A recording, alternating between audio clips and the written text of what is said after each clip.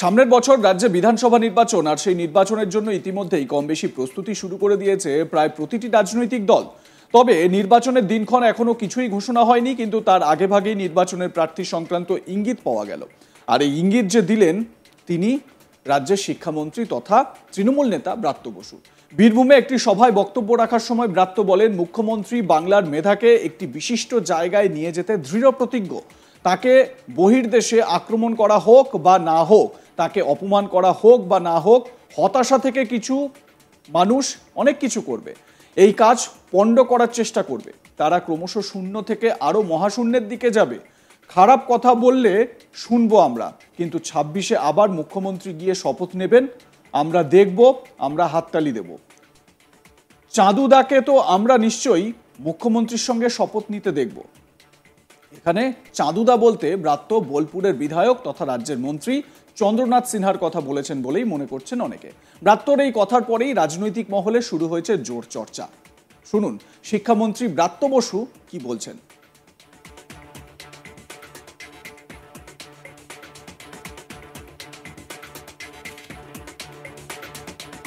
অপমান করা হোক বা না হোক,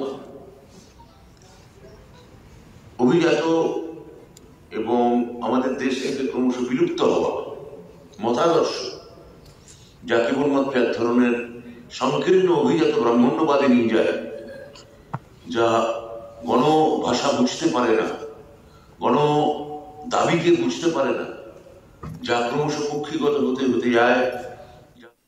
আমার মুখ্যমন্ত্রী এই বাংলার মেধাকে একটা বিশিষ্ট জায়গায় নিয়ে যেতে তিনি দৃঢ় প্রতিজ্ঞ। তাকে বহির্দেশে আক্রমণ করা হোক বা না হোক, তাকে অপমান করা হোক বা না হোক, অভিজাত এবং আমাদের দেশ থেকে ক্রমশ বিলুপ্ত হওয়া মতাদর্শ, যা কেবলমাত্র এক ধরনের সংকীর্ণ অভিজাত ব্রাহ্মণ্যবাদে নিয়ে যায়, যা গণভাষা বুঝতে পারে না, গণ দাবিকে বুঝতে পারে না, যা ক্রমশ কক্ষিগত হতে হতে যায়, যা ক্রমশ আটকে যেতে যেতে যায়। তারা হতাশা থেকে অনেক কিছু করবে, এই কাজ পণ্ড করার চেষ্টা করবে। তারা ক্রমশ শূন্য থেকে আরো মহাশূন্যের দিকে যাবে, কিন্তু মহাশূন্যে যে যাবে সেখানেও তাদের কোনো ভর থাকবে না। শূন্যের কোনো ভর নেই, ভারও নেই, কিন্তু গালাগাল থাকবে, দংশন থাকবে। সেগুলোর তো গণতান্ত্রিক অধিকার আছে, গালাগাল দেবে, শুনবো আমরা। আবার 26-এ আমরা আবার আমার মুখ্যমন্ত্রী গিয়ে শপথ নেবেন, আমরা দেখব, আমরা হাততালি দেবো, এবং চাঁদুদাকে তো আমরা নিশ্চয়ই মুখ্যমন্ত্রীর সঙ্গে সঙ্গে আমরা শপথ নিতে দেব। এইটাই হবে, এইটাই হয়ে আসবে। প্রসঙ্গত, লন্ডনের অক্সফোর্ড বিশ্ববিদ্যালয়ে কেলক কলেজে বক্তব্য রাখার জন্য আমন্ত্রণ জানানো হয় বাংলার মুখ্যমন্ত্রী মমতা ব্যানার্জিকে। আর সেই বক্তব্য চলছিল সব ঠিকঠাক। বক্তব্য চলাকালীনই হঠাৎই ছন্দপতন, উপস্থিত জনতার একাংশের তরফে করা প্রশ্নকে ঘিরে কার্যত চাঞ্চল্যকর পরিস্থিতির সৃষ্টি হয়েছিল। মমতার ভাষণের সময় সেখানে উপস্থিত এক ব্যক্তি টাটার প্রসঙ্গ উত্থাপন করেন। ওই ব্যক্তিকে বলতে শোনা যায়, ম্যাডাম, টাটা আপনার রাজ্য থেকে পালিয়েছিল। পাল্টা মমতা বলেন, সেটা ঠিক নয়। আবার মমতার উদ্দেশ্যে ব্যক্তিকে বলতে শোনা যায়, মিথ্যা বলবেন না। মমতা জবাব দেন, আমি মিথ্যা বলছি না। চলুন দেখে নেওয়া যাক কেলক কলেজে বক্তব্য চলাকালীন ঠিক কি পরিস্থিতি তৈরি হয়েছিল। দেখুন।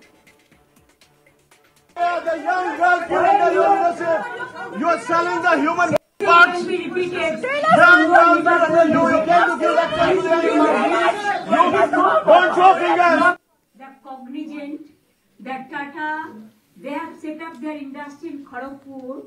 They have set up their IT industry in Rajaghat area also. Everybody, everyone. If you ask me, nobody. উপস্থিত কয়েকজনের হাতে বেশ কিছু পোস্টারও দেখা যায়। রীতিমতো আঙুল নেড়ে কথা বলতে দেখা যায় এক ব্যক্তিকে। উঠে আসে আরজিকর প্রসঙ্গ। এক ব্যক্তিকে বলতে শোনা যায়, আপনি অভয়াকে জানে শেষ করে দিয়েছেন। দেখে নেওয়া যাক সেই মুহূর্তের ভিডিওটি। You are selling the human parts. Be repeated. Don't show fingers. Don't show fingers. politics here. And the people here. The narrative was here. See the narrative was here. But please, my answer don't behave like this. It don't be proper. But find out that your agenda you have fulfilled. I love The young girl killed in the university.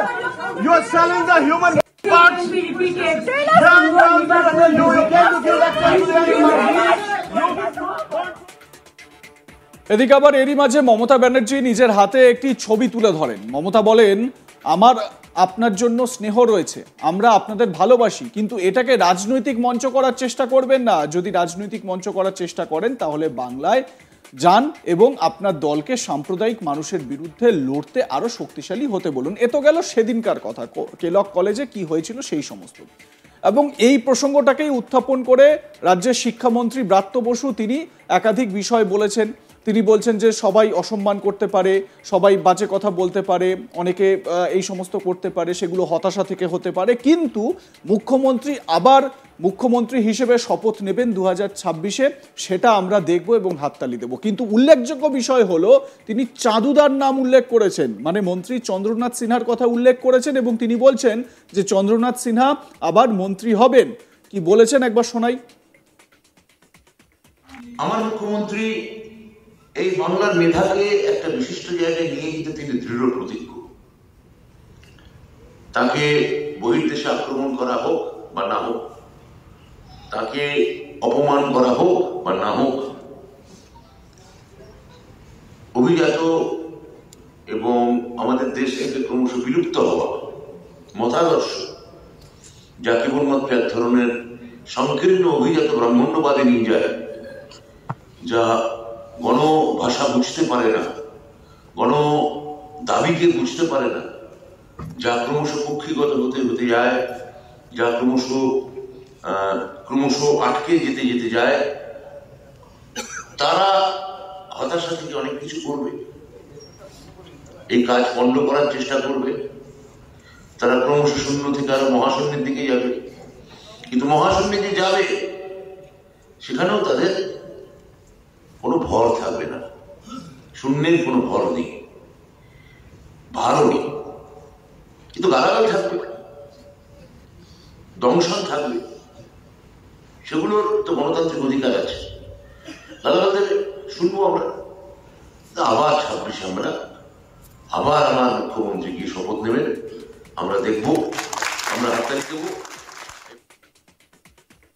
এ বিষয়ে আপনাদের মতামত কি জানাতে ভুলবেন না। দেখতে থাকুন আজ তাক বাংলা, সাবস্ক্রাইব করুন আমাদের ইউটিউব চ্যানেলটি, বেল আইকন প্রেস করুন নোটিফিকেশন পেতে এবং একই জায়গায় বিভিন্ন খবরের আপডেট পান হোয়াটসঅ্যাপ চ্যানেল ফলো করে।